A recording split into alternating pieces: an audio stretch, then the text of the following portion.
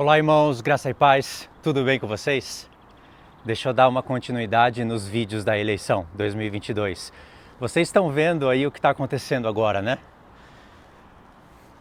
Manifestações, rumores, tudo isso, irmãos, é para a gente entender as profecias. Nada dessas coisas que estão acontecendo sem a permissão de Deus. E olha a palavra que eu falei, permissão. Porque nunca foi da vontade do Senhor essas revoluções, guerras, rumores de guerras, mortes, violência. Nunca foi da vontade de Deus. Então Deus permite isso. Só que nunca esqueça que essa permissão de Deus também está dentro da sua vontade. A vontade de Deus, por toda a Escritura, é a santificação. Nunca foi guerras, mas tem guerras que o Senhor faz. E Ele vence. Tem coisas que o Senhor fala, que Ele fala numa linguagem para expressar o seu coração e as pessoas não entendem, distorcem. Por exemplo, deixa eu citar aqui só citações de texto. Eu não vou ler o texto para vocês, porque já está à noite aqui para mim. Em Isaías 5, você vai perceber que Deus está falando para o povo assim: Israel, o que eu poderia ter feito que eu não fiz? Tem alguma coisa? Porque eu fiz tudo o que eu podia para salvar vocês. Aí Deus diz, mas vocês não quiseram. Claro que eu estou parafraseando o que está em Isaías 5, mas confere lá como Deus está dizendo, se Ele, perguntando para o povo, se Ele poderia ter feito alguma coisa que Ele não fez. Mostra que Deus não queria que o povo agisse daquela maneira. Mas Deus já sabia disso. Só que tem que ficar um manifesto para todos entenderem. Tanto é que em Isaías capítulo 1, o Senhor já profetiza o cativeiro, a destruição da cidade. Isaías fala como se já tivesse acontecido. Mas no tempo que Isaías estava profetizando, ainda não havia acontecido. Iria acontecer ainda. Todas aquelas coisas que Isaías estava profetizando. Destruição, cativeiro, ia acontecer lá perto dos dias de Jeremias, de Ezequiel. Aí você vê, em Isaías 5 Deus está falando, deixando um testemunho. Em Sofonias, agora não sei se no capítulo 2 ou 3, você vai ver que Deus está falando assim para o povo, que ele fez tudo o que poderia ter feito, que ele acordou cedo, aspas, né, assim uma expressão, cedo ele fez tudo o que precisava fazer e ele dizia, o Senhor falando, e eu dizia, agora certamente eles me temerão. Aí Deus fala, mas de madrugada eles acordaram e transtornaram todas as coisas. Olha, quando Deus está falando, se você bate um olhar nisso e não tem em conta o que é presciência de Deus, soberania de Deus, vontade do Senhor, o conjunto todo da sua vontade, parece que Deus foi surpreendido pela desobediência do povo, porque Ele disse, olha, eu fiz tudo, ajeitei tudo e disse, certamente eles me temerão. E aí eles não temeram a Deus, entendeu? Aí você fica perdido, você fala, como que Deus pode estar falando dessa maneira? Mas você tem que olhar esse texto por uma outra perspectiva. Deus está testemunhando para nós, dizendo assim, por tudo isso que eu fiz, era para eles me temerem. Tanto é que Deus disse consigo mesmo, certamente eles me temerão. Olha como eu vou mudar a visão da coisa. Certamente eles me temerão, porque por tudo isso que eu fiz, era para o povo temer a Deus, obedecer. E aí Deus fala, não, mas eles acordaram cedo e corromperam tudo. Tá vendo? Agora, com essa visão, eu não alterei o texto, mas dei um outro tom para a situação. Ou seja, realmente Deus ficou surpreendido não no ato, na hora que estava acontecendo, mas na sua própria presciência Ele já havia conjugado tudo, para a gente entender que Deus fez tudo o que podia. E que Deus realmente queria que aquela geração, aquela nação, todos aqueles das quais, as gerações que Deus havia profetizado, Deus realmente queria a salvação desses. Entendeu? Pode olhar, eu vou pôr aí o texto para vocês e vou voltar a falar disso.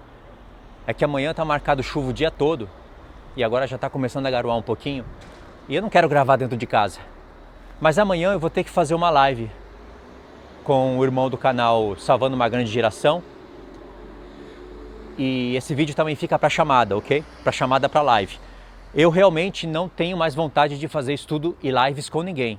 Mas eu vou abrir uma exceção para esse irmão, porque ele foi um dos únicos que restou aqui comigo. E não vai ser também no meu canal, eu vou lá no canal dele. O irmão João também vai, tá? Vai ser o irmão Edilson do canal Salvando uma Grande Geração. O irmão João, que vocês já viram ele no meu canal. E eu. Então lá eu vou falar um pouquinho mais sobre essas coisas. Talvez amanhã eu grave alguma coisa também, nesse estilo aqui, né, de maneira mais rápida. E aí, tudo isso que eu estou falando aqui tem a ver com o nosso tempo. Toda a Escritura tem a ver com todos os tempos. Como nós devemos nos comportar nessa situação do Brasil? Porque realmente você vai ficar perdido se você entrar no YouTube para fazer as suas pesquisas e você não tem uma base bíblica. Até canais que tentam te motivar, eles não conseguem, porque eles já estão desmotivados e com medo. Principalmente canal de geopolítica.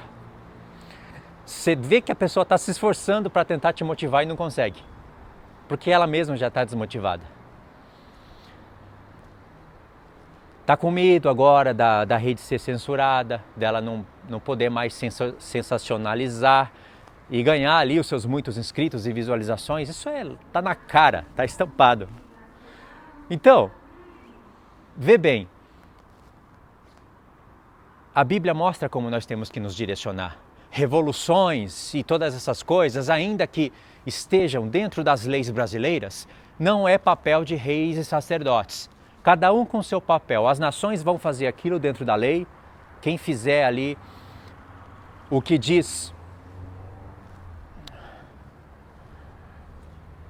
o artigo 142, e se for dentro das leis, se não houver manifestações violentas, é válido para as nações, para aqueles que estão buscando uma justiça, mas é mais terrena, que não são malignos, não são perversos, e muitos desses ou dos seus familiares podem fazer parte das nações restantes. A nossa guerra não é assim. A nossa guerra é em oração. Vocês sabem disso. Basta praticar, mas tem pessoas que não têm motivação para praticar. Elas já estão devendo, atrasadas. E falar em devendo, em dever, você vê que tem muitas pessoas que manifestaram nos meus vídeos antigos usando textos ao seu próprio favor, a sua própria defesa. Pessoas que não votaram nem em um lado nem em outro e ainda quiseram justificar o seu voto nulo, dizendo que não deve nada para esse mundo. Aí muitas delas usam o texto: dai a Deus o que é de Deus, dai a César o que é de César. Mas se você for olhar com mais atenção, essas pessoas estão devendo tanto para César como para Deus. Estão devendo para César porque não estão dando para César o que é de César. E tem até dívidas com o governo. Outras, não, e as mesmas até, além de estarem devendo para César, estão devendo para Deus. Porque agora era a hora delas cumprirem o seu papel de cidadão dessa terra, porque vive nessa terra, usa os recursos do mundo e cumprir o seu papel de sacerdote. Abrir um canal, fazer algum trabalho e transmitir mensagens de paz, sem fugir das realidades, sem avisar o povo das dificuldades que virão, mas transmitir a paz em meio a tudo isso. Então elas não estão fazendo nenhuma coisa e nem outra, só estão se justificando por causa que as palavras dos meus vídeos denunciaram os atos delas, de ficarem neutras, de julgarem a esquerda e a direita como uma coisa só, que é o assunto de um vídeo que eu já separei, e que eu queria gravar numa oportunidade melhor. Talvez amanhã eu consiga gravar aqui mesmo. Então isso está errado. Pague a sua dívida com César e pague a sua dívida com Deus. Não fique se justificando por causa da sua indecisão. Esquerda e direita ainda não são as mesmas coisas. Um dia, talvez um dia já foi. Não sei. Olhando pela história parece que não. Mas um dia vai ser. Esquerda e direita vão ser semelhante a braços de prata governado pela mesma cabeça. E pior, quando chegar em pernas de ferro, esquerda e direita, governadas pela mesma cabeça de ouro, aí a coisa vai ficar feia. E nós já estamos nesse momento. Só que eu quero falar melhor, né? Como se entende essas coisas, com a estátua do profeta Daniel. Ok? Ainda não. Ainda há divisão entre esquerda e direita. Não seja esse hipócrita. Não seja essa hipócrita. Tem pessoas que não vão aceitar a repreensão. Por mais textos que você possa usar, elas não vão aceitar. Elas são pessoas que não nasceram para aceitar a repreensão. Elas sempre vão estar certas em todo momento. E como um cristão deve agir agora, nesses momentos? Orando, transmitindo paz. Você, de maneira alguma, você vai para a rua fazer manifestações em nome de Deus. Aí sim nós podemos usar o texto. O nosso reino não é desse mundo, como o Senhor Jesus usou e deu testemunho diante de Pilatos. Um testemunho onde ele diz que tudo o que Pilatos estava fazendo foi dado autoridade do céu para Pilatos, ainda que Pilatos não sabia, não conhecia. Então não faça como Pilatos, não lave as mãos. Pelo contrário, faça como Deus, pelo Espírito, profetizou pelo profeta Zacarias, sim, em Zacarias 8. Se esforce, dizendo assim: se esforcem as mãos, ó casa de Judá, ó casa de Israel, todos vocês que viram o fundamento da casa do Senhor sendo posto. Se esforcem as mãos e trabalhem para edificar o templo. Isso foi uma mensagem para aquela época que reflete nos dias de hoje. E se você olhar o contexto, Deus gastou mais tempo falando sobre os nossos dias do que os dias deles. É lindo, eu amo a profecia por causa disso. A multiforme sabedoria do Senhor, como Ele distribui as profecias pela passagem dos tempos. Então você vai orar, você vai transmitir paz, você vai avisar as pessoas. Quando você detectar um erro, fale, mas veja qual é a hora de você falar e a hora de você ficar calado. Uma pessoa que tem sabedoria, ela vai saber a hora dela se calar. Até um tolo, quando se cala, ele se passa por sábio, disse Salomão. Mas você não pode ficar o tempo todo calado, nem o tempo todo falando. Não dê pérolas aos porcos. Saiba o momento de falar. A palavra de Deus tem que ser pregada em tempo e fora de tempo, mesmo havendo tempo determinado para todas as coisas. Paulo fala que a palavra de Deus tem que ser pregada em tempo e fora de tempo. E ela está sendo pregada em tempo e fora de tempo, mas tem coisas, situações que tem o tempo certo para ser falado. A gente não pode confundir todos os textos. Então, para você entender vontade permissiva de Deus, vontade de Deus, desígnios do Senhor, eu vou ler um texto aqui e depois eu trabalho melhor nele. Eu vou só ler para vocês, tá? Apocalipse 17, a partir do verso 12. Presta atenção. Os 10 chifres que viste são 10 reis, os quais ainda não receberam o reino, mas receberão autoridade com os reis, como reis, com a besta durante 1 hora. Tem estes um só pensamento e oferecem à besta o poder e a autoridade que possuem.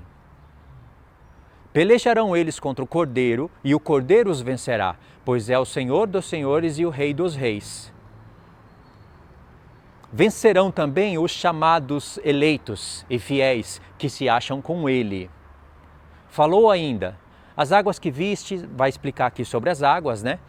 No verso 16 vai dizer, presta atenção agora, os 10 chifres que viste e a besta, esses odiarão a meretriz e a farão devastada e despojada, e lhe comerão as carnes e a consumirão no fogo. Presta agora atenção, esse é o texto principal, eu li o contexto para não ficar um buraco no texto, né? Por quê? Por que tudo isso vai acontecer? Por que os 10 reis vão receber poder com a besta? Por que que eles vão entregar para a besta todo o seu poder? Por que que eles vão devastar essa meretriz? Porque em seu coração incutiu Deus que realizem o seu pensamento. O seu pensamento de quem? De Deus ou deles? Ambos os pensamentos. Presta atenção.